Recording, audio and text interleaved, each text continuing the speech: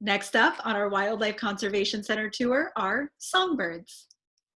Yes, so we have a songbird aviary. You've already seen a little bit of our songbird aviary if you've watched the turtles portion. Our songbirds do live in this aviary with the turtles.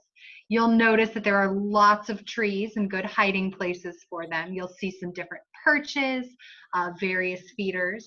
This tree back here is an excellent hiding place. It gives them lots of shelter. We get our songbirds in for various reasons. So the birds that are currently living in this aviary have an assortment of injuries. Typically we see birds in because of window collisions, incidents with cats outdoors, and then just various birds that are found in different places. So we see birds in for a lot of different reasons. Our first resident that we're going to focus on is our mourning dove, Noodle. Now, the mourning dove, typically you see them on the ground. They are a ground feeder and they eat mostly seeds. Every single day they eat 12 to 20% of their body weight. So they're doing a lot of eating. Noodle, because they live here all year long, they have a lot of fluffy feathers that they can hold out to keep themselves very warm. So you see Noodle as being very, very comfortable there.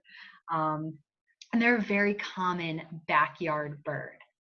Now, our other birds were a little bit too shy for us to get good close-ups. So we will go to a feeder camera that the Cornell Lab of Ornithology puts out, so you can see the other species that we have that are our residents right now. So the first one we're going to see is a Carolina wren. The Carolina wren is going to come to the kind of platform feeder in the middle, so right there. The little brown bird, they are a year-round resident here. They stay in pairs and defend their territory all year long.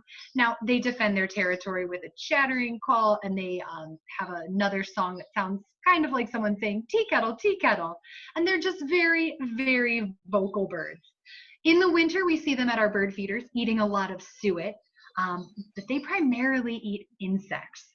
So in the spring and summer, we don't see them at our bird feeders nearly as often. They're definitely one of my favorites. They're smaller than a sparrow, and there's just a lot of spunk there, a lot of attitude. Our next bird that we're going to see is our Baltimore Oriole. Now, the Baltimore Oriole, they are a beautiful bright orange bird, and they eat primarily fruits. So they don't live in Ohio during the winter. They actually migrate to Central America, where they spend a lot of time in nice warm areas with lots of fruits. You can find them on coffee plantations there.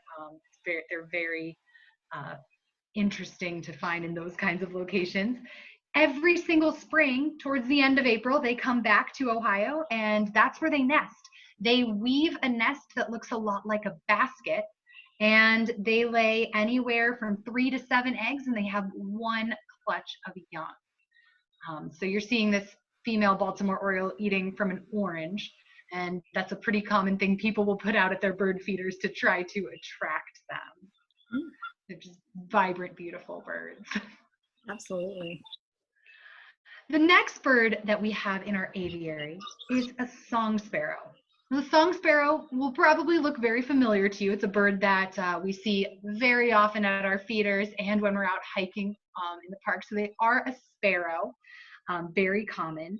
Typically, the male will sing from a high exposed perch, so he's always out in the open. You can tell it's a song sparrow. They have a little black patch kind of where their heart is. So it's a great field marking for them. They eat a lot of insects and invertebrates, and they nest typically on the ground, hidden in reeds and plants and grasses. They make a nice little grass cup for their nest, and they lay 1 to 6 eggs, and they can have up to 7 clutches of babies in a year. Wow. Those are our songbirds.